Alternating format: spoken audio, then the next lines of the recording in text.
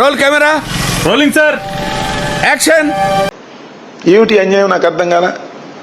ఏమన్నా సమస్యనా? భయపడటానికి వైఎస్ఆర్ కాంగ్రెస్ పార్టీ సిద్ధంగా లేదు, వైఎస్ఆర్ కాంగ్రెస్ పార్టీ కార్యకర్తలు కూడా సిద్ధంగా లేరు అనే విషయాన్ని మీరు తెలుసుకోవాలి.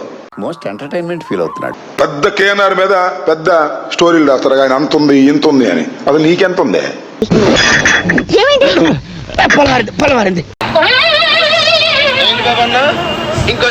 అది నీకెంత ఉంది? అంటే ఏమయ్యా చంద్రబాబు నాయుడు గారు, మీ నాన్నకి ఎంత ఉంది ఖర్జూర్ నాయుడు గారికి? వీడెక్కడ దొరికాడు దరిద్రుడు? మేము భయపడతాం అనుకుంటున్నావా? నీ తాపం నాకు తెలుసు, నీ ప్రేమదాహం నాకు తెలుసు. తాగి స్వాతి ప్రేమను మొత్తం తాగి మేము సప్త సముద్రాలు దాటి పారిపోతాం అనుకుంటున్నావా? అమ్మ దొంగ. అమ్మే కాదు, నాన్న కూడా దొంగే. ఇక్కడే ఉంటాం, ఎదుర్కొంటాం, గుర్తుపెట్టుకోమని కూడా ఈ సందర్భంగా నేను మనవి చేస్తున్నా. ఇందా చెప్పావు కదరా. భయపెట్టాలని వైఎస్ఆర్ కాంగ్రెస్ పార్టీ నాయకుల్ని కార్యకర్తల్ని నువ్వు ప్రయత్నం చేస్తే చివరికి నువ్వు భయపడాల్సిందే. ఎక్కడికైనా సరే ధైర్యంగా ఫుల్లాగా వెళ్తాం, ఫుల్లాగా వచ్చేస్తాం. పులే పులే. అయిపోయింది, 2 సంవత్సరాలు అయిపోయింది. రేపు 9వ తారీఖుతో ఇంకా 3 సంవత్సరాలు ఉంది. 2 సంవత్సరాలని టైము, 3వ సంవత్సరం యుద్ధానికి సిద్ధం. ఆ టెన్షన్ నాకు ఉంది రోయ్. ఈ 2 సంవత్సరాల తర్వాత నువ్వు ఇప్పుడు ఆడుతున్నటువంటి వికృతమైన ఆటకి ప్రతిఫలం అనుభవిస్తావు, గుర్తుపెట్టుకో. ఏమిటి అంత మాట అన్నారు? ఇవిగో చూడండి, నాలుగు మీద మచ్చలు, నా వాక్కు భరిస్తుంది. నీకు జుట్టు దొరికిందంటే కుమ్మి పారేస్తావు. అండ్ లాస్ట్ కి వచ్చేసరికి ఎట్లా కొడతాడంటే ఛాతిలా పాతాళానికి దెంగేస్తావు, ఇంకా రావు బయటికి. ఎప్పటికన్నా వస్తావు అన్న గ్యారంటీ హోప్ కూడా లేదు. మమ్మల్ని గొడ్డలి పార్టీ అనేటువంటి నారా చంద్రబాబు నాయుడు గారి జీవితం అంతా ఆయన ఎదుగుతూ వచ్చాడు పాపం.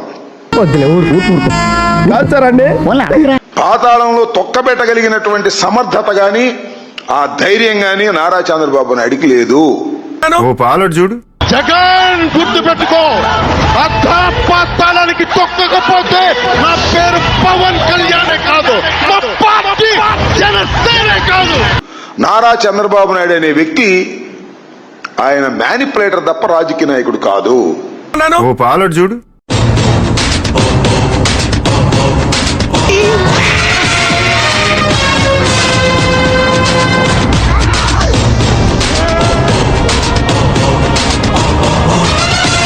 ఇప్పుడు నేను పులివెందలు అడుగుతున్నా, వై నాట్ పులివెందల? పులివెందల నాయకులందరికీ చెప్తున్నా, ఎవడైనా కర్ర తీసుకొస్తే మీరు కూడా కర్ర తీసుకొని వెళ్ళండి.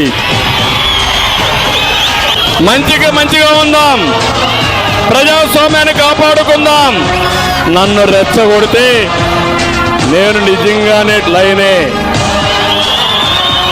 నేను ఎప్పుడో సింహమే. ఊహిస్తేనే భయంకరంగా ఉంది.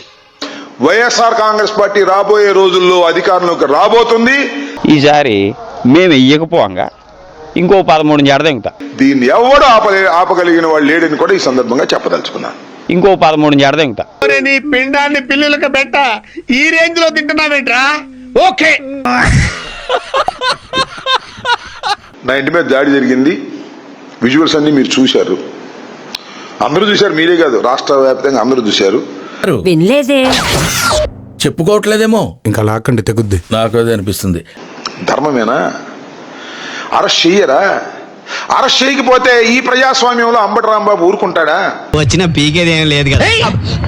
అంబటి రాంబాబు ఊరుకున్నా వైఎస్ఆర్ కాంగ్రెస్ పార్టీ ఊరుకుంటుందా? ఏముంది, సాయంకాలం వరకు అడుక్కుంటే నాకు కూల్ డ్రింక్ డబ్బులు వచ్చేస్తాయి. అవి తాగేసి ఎలాగో ఊరు వచ్చేసాం కనుక అడుక్కుంటూ ఇంటికి వెళ్ళిపోవచ్చు.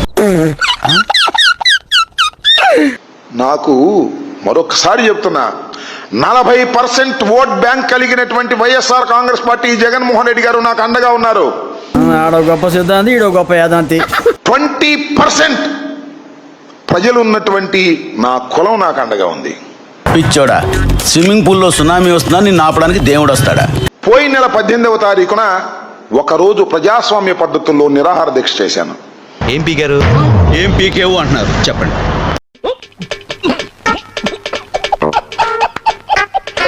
పట్టించుకోవాలా? మళ్ళా త్వరలోనే డేట్ ప్రకటిస్తే, ఎందుకంటే మరీ ఇంత తెగింప మీరుండగా నాకేంటి 24 గంటలైతే నేనే ఉండను. నన్ను అంత నమ్మక బెల్. తప్పదు సార్, ఫ్రస్ట్రేషన్. నేను ఎక్కడైతే దాడి జరిగిందో నా ఇంటి దగ్గర, అక్కడి నుంచి బయలుదేరి అయ్యి బాబోయ్, డీజీపీ ఆఫీస్ 29 కిలోమీటర్లు ఉంది. 29 కిలోమీటర్లు పాదయాత్రతో వచ్చి గడ్డి పీకుతున్నా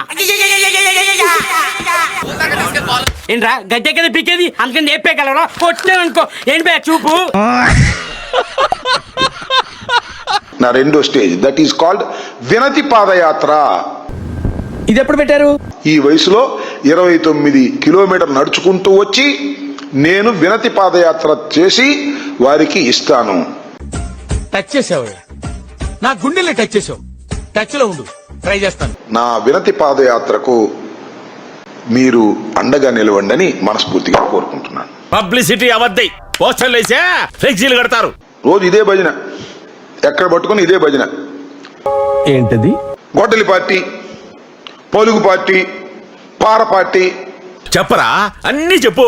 అసలు మీ బతుకేంటి, మీ వ్యవహారం ఏంటి అని అడుగుతా ఉన్నాను నేను. మీ బతుకేంటి, అసలు మీ వ్యవహారం ఏంటి? బాబు కొడుకులు ఇద్దరిది. నీకు బాగా మదం ఎక్కిందిరా గోవర్ధన. అబ్బబ్బబ్బబ్బబ్బబ్బబ్బ. ఎంత మదం, ఎంత మదం, ఎంత మదం. ఎంత దౌర్భాగ్యమైన రాజకీయం అయ్యా. నువ్వు మమ్మల్ని గొడవలు అంటావా, మమ్మల్ని పారంటావా? అంటే మా మావ చాతకాన్నోడనేగా, ఏవి చేయలేడనేగా, ఎందుకు పనికిరాడనేగా.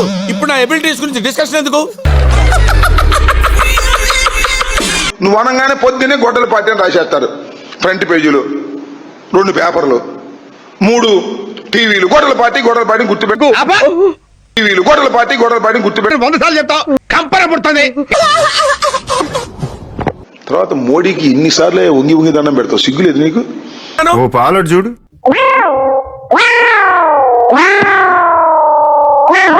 నేను ఒక సన్నాసిని, నా వెనక 30 మంది సన్నాసులు మీరు. వాస్తవం అధ్యక్ష, ఇది ప్రధానమంత్రి మోడీ దగ్గరికి వెళ్ళి సిగ్గు లేకుండా వంగి వంగి దండాలు పెడతావు. నేనైతే చేయగలిగింది ఏమీ లేదు. మా పార్టీని గొడ్డలి పార్టీ అని, మా పార్టీని ఏదో పార్టీ అని మాట్లాడేటటువంటి మాటలు